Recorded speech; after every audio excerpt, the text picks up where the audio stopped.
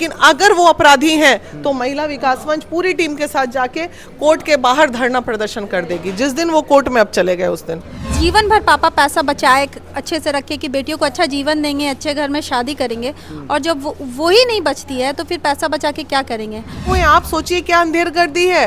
ये हमारा बिहार है, इसलिए इतना चीज़ें आगे बढ़ मतलब नज़रअंदाज की जा। दूसरा स्टेट रहता तो कब के सलाखों के पीछे चले गए होते। तो वो दर्द सोचिए उस परिवार का जो 1 साल से ये केस को लड़के यहाँ तक लेके आए कि सुप्रीम कोर्ट से भी बेल रिजेक्ट, हाई कोर्ट हुआ, सुप्रीम कोर्ट में फाइल फेंक दी गई यूं करके और बेल रिजेक्ट हुआ।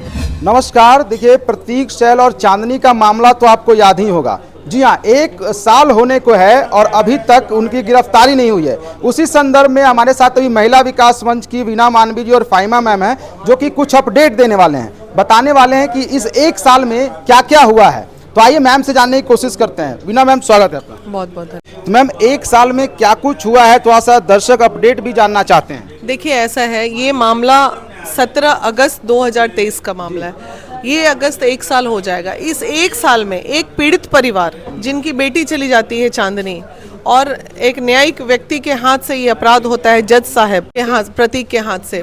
तो उसमें ये है कि एक तो वो ऐसे ही दुखी, ऊपर से मात्र दहेज को लेके ही ये मामला अंत में सामने आया कि इतना पैसा दिया गया, इतना और बाकी था।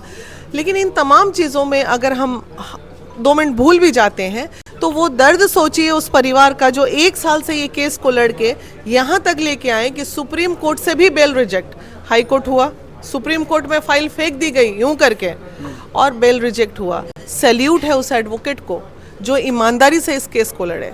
क्या लगता है आपको कि तमाम चीजों में क्या एडवोकेट मैनेज करने की कोशिश नहीं की गई होगी? एडवोकेट को भी बहुत सारे ऑफर आते हैं। डेफिनेट कोई भी, अब तो माननीय न्यायालय, उच्च न्यायालय, सर्वोत्तम न्यायालय, सारे जगह का आ गया आदेश कि अरेस्टिंग होनी है, बेल रिजेक्ट है, तब भी वो ड्यूटी पे बैठे हुए हैं। आप सोचिए क्या अंधेरगर्दी है। ये हमारा बिहार है, इसलिए इतना चीजें आगे बढ़ मतलब नजरअंदाज की जा। दूसरा स्टेट रहता तो कब के सलाखों के पीछे चले गए होते। इस लड़की से पूछे, स्मृति से, कि क्या दर्द इससे केस को कहाँ कहाँ क्या क्या टफ झेला है। इससे ज्यादा बेटर क्या हम बता पाएंगे? नहीं बता पाएंगे। स्मृति जी, बहुत सारे पैसे भी खर्च हो रहे हैं, क्योंकि आप भी जानती हैं और हम लोग भी जानते हैं कि एक बड़ा लेवल का केस बन गया है। ऊपर से जज के खिलाफ अगर केस लड़ रहे हैं तो क्या लगता है कि पैसे खर्च हो रहे होंगे?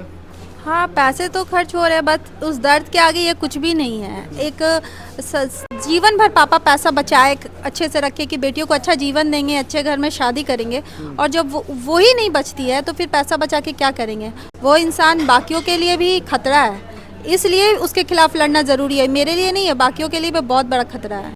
देखिए, प्रशासन को कंट्रोल नहीं कर सकता है कोई, वो नहीं कर सकता। जिस दिन प्रशासन का मूड हुआ वो कहीं का नहीं रहेगा। लेकिन क्या होता है कि अनुसंधान में इतना वक्त लग जाता है ना कि अभियुक्त का मनोबल बढ़ जाता है। ये मेजर इशू है कि उसको लग रहा है कि हम अभी तक अरेस्ट नहीं हुए तो हम आगे भी अरेस्ट नहीं होंगे। तो प्रशासन धीमी गति से ना, अब जब उनको ना कार्य करे और अब जब सारी तरह से जजमेंट मौजूद है तो उसकी गिरफ्तारी करनी चाहिए। अगर कोई लेमैन होता या कोई आम इंसान होता तो अब 1 साल से वो जेल के अंदर होता, लेकिन सारा जजमेंट के बावजूद अगर वो बाहर है तो ये तो एक प्रश्न चिन्ह खड़ा करता ही है ना समाज के लिए और पुलिस प्रशासन के लिए। अब उसकी गिरफ्तारी हो ताकि न्यायालय पे तो मेरा विश्वास है, प्रशासन पे भी मेरा विश्वास बना रहे। क्योंकि देखिए, छोटे मोटे मामले में ही किसी को पकड़ा जाता है तो 2-3 महीने पूछताछ में ही अंदर कर लिया जाता है, बाद में फिर बाइज्जत बरी कर दिया जाता है बोल के कि आपने कुछ नहीं किया।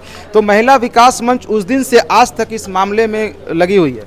नहीं, महिला विकास मंच अकेले नहीं लगी हुई है, इसमें बहुत सारे लोग पुरजोर तरीके से लगे रहे।